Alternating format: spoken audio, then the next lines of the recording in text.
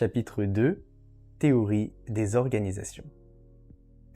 Premier point, l'approche classique. Alors imagine qu'avant la révolution industrielle, tout le monde travaillait à la maison. C'était le domestic system. Et avec la révolution, tout a changé. On est passé au factory system où toutes les industries sont regroupées au même endroit. On divise et coordonne les tâches pour produire plus vite. Par exemple, imagine-toi dans une fabrique de chaussures où chaque étape de fabrication se fait à un poste différent. Tout est bien organisé pour que ça aille vite. C'est là que Taylor débarque avec son organisation scientifique du travail. L'OST, ça consiste à analyser chaque tâche pour la rendre super efficace, sélectionner, former et développer les travailleurs, à avoir un objectif commun pour managers et travailleurs, ce qui va permettre de lutter contre la flânerie, et un salaire au rendement, c'est-à-dire que plus tu produis, plus tu gagnes. Imagine que tu travailles dans une usine. Ton boulot, c'est de faire une tâche spécifique encore et encore. Plus tu en fais, plus tu gagnes. C'est la division du travail. Alors la division du travail, elle peut être verticale, ceux qui conçoivent ne réalisent pas, ou bien horizontale, où tu découpes les tâches en petites étapes. Point suivant, le Fordisme. Alors, Ford, c'est Taylor, mais avec du travail à la chaîne. En fait, on standardise le produit, ce qui permet de coupler la production de masse avec la consommation de masse. Imagine-toi, sur une chaîne de montage de voitures, chaque voiture est identique et tu fais la même tâche répétitive, mais du coup, tout va super vite. Point suivant, la tâche administrative de Fayol. Alors Fayol, il a divisé les activités d'une entreprise en 6 étapes. Technique, la production, la fabrication, commerciale, l'achat, la vente, financière, la gestion des capitaux, sécurité, la protection des biens et des personnes, comptabilité, l'inventaire, le bilan, et administrative, donc prévoir, organiser, commander, coordonner, contrôler. Disons que tu es une entreprise de tatouage. Technique, c'est quand tu crées des designs personnalisés et réalises les tatouages avec soin et précision. Commercial, c'est quand tu achètes tes fournitures, tes encres et tes aiguilles, et que tu proposes des offres pour attirer et fidéliser tes clients. Financière, c'est quand tu gères la trésorerie pour couvrir les dépenses et investir dans le développement de ton salon. Sécurité, c'est quand tu désinfectes ton matériel, tu respectes les protocoles d'hygiène et tu sécurises ton espace.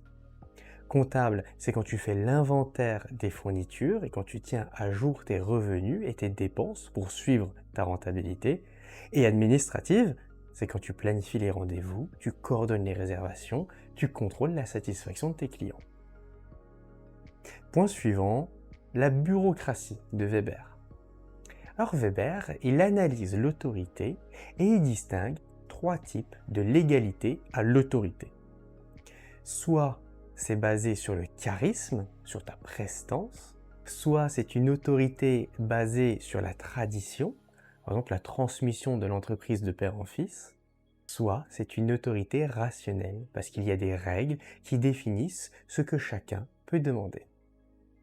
La bureaucratie, c'est une institution rationnelle et légale, avec des fonctions hiérarchiques et des protections légales pour les fonctionnaires. Bon, en clair, imagine que tu bosses dans une administration, tout est bien structuré et chacun sait ce qu'il doit faire grâce aux règles en place. Point suivant, les avantages et les limites de l'organisation scientifique du travail. L'OST a posé les bases du management de l'organisation. Mais Friedman, il critique cette approche parce qu'il dit que ça entraîne de la monotonie, de l'ennui, de la fatigue, des accidents de travail et un manque d'aspect humain. T'imagines faire la même tâche répétitive toute la journée, ça te fatigue physiquement et nerveusement.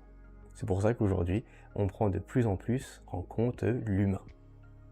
Pendant les 30 glorieuses, le pouvoir d'achat, il augmente. La consommation de masse, elle explose. L'éducation, elle s'élève et le turnover en entreprise est important. La bureaucratie, elle montre ses limites dans un monde en changement constant. Hop hop hop! Si cette vidéo te plaît, sache qu'elle est issue de ma formation sur le DCG-DSCG. Sur cette formation, tu y retrouves toutes les vidéos de tous les cours, mais aussi tous les cours en audio et en PDF. Et puis évidemment, tout est mis à jour régulièrement. Et puis c'est même pas tout. Tu vas y retrouver des vidéos bonus pour t'aider à préparer efficacement ton épreuve, des fiches de révision, des flashcards et un accès direct pour me contacter si tu as besoin d'aide. L'aide, ça peut être t'expliquer ou te réexpliquer un point du cours que t'as pas bien compris, aborder avec toi un sujet complémentaire qui n'est pas disponible en vidéo parce que tu veux approfondir un cas particulier par exemple, te guider dans ton planning de révision ou même analyser avec toi une correction d'exercice que tu n'arrives pas à comprendre. Alors si tu veux profiter de l'intégralité du cours et de tous les avantages qui vont avec, clique sur le premier lien en description et rejoins-moi. Allez, on retourne au cours maintenant. Et surtout, abonne-toi à la chaîne pour ne rater aucune vidéo. Point suivant, la productivité et le management. Mayo, un des pionniers dans l'étude des relations humaines, il a voulu voir si de meilleures conditions de travail rendent les gens plus productifs. Et bien, surprise, il a découvert que c'était pas toujours le cas. Ce n'est pas parce qu'on bosse dans un bureau super cool qu'on va forcément travailler plus dur. Alors bien sûr, ça peut être le cas, mais c'est pas systématique. Selon un chercheur, Brown, il y a même des règles informelles à respecter pour ne pas casser l'ambiance de travail. Ce sont des choses que toi et ton équipe, vous suivez presque instinctivement pour que tout roule. Dans ces règles, on retrouve ne pas trop produire. Si tu te mets à produire trop, tu risques de mettre la barre trop haute pour les autres, et là c'est toi qui vont surveiller. Ne pas produire trop peu, parce que par contre, si tu bosses trop lentement, tout le monde te verra comme le flemmard du groupe, et là ça va pas être mieux. Et puis ne rien dire aux supérieurs au détriment du groupe. Parce que personne n'aime les mouchards, donc celui qui va tout dire au chef. Donc tu veux rester cool avec tes collègues, donc tu fais attention à pas trop en dire aux supérieurs. Imagine-toi dans une équipe où vous avez trouvé le juste équilibre. Pas trop, mais pas trop peu non plus. Ça vous évite les problèmes tout en restant dans les bonnes grâces des patrons. Point suivant, la dynamique de groupe et les styles de direction. Kurt Lewin, un autre chercheur qui s'est intéressé à comment on dirige un groupe, a montré que c'est souvent plus simple de transformer un groupe tout entier que de changer chaque individu l'un après l'autre. Dans son expérience, il a mis des enfants dans différents types de groupes pour construire des décors de théâtre. Il a vu qu'il y avait 3 styles de chefs. Le chef autoritaire qui décide de tout seul, le laisser-faire qui laisse tout le monde faire comme il veut, et le chef démocratique qui écoute les autres et prend des décisions en équipe. Alors, il est aussi intéressant de constater que les enfants, dans les groupes démocratiques, ils ont produit autant que ceux avec un chef autoritaire, mais avec moins d'interruptions. Donc en gros, quand tout le monde se sent écouté, le travail avance bien sans que ça devienne le bazar. Point suivant, Likert et les styles de management. Alors Likert, c'est un autre chercheur, il a catégorisé les styles de management en 4 grands types. Autoritaire exploiteur, où le chef fait tout pour son propre bénéfice. Autoritaire paternaliste, où le chef est strict mais se dit bienveillant. Consultatif, où le chef demande l'avis des autres mais prend la décision finale. Ou bien participatif, quand le chef travaille en collaboration avec son équipe pour décider ensemble. Chacun de ces styles, il donne une ambiance et une efficacité différentes dans le travail. Point suivant, Argyris et l'apprentissage organisationnel.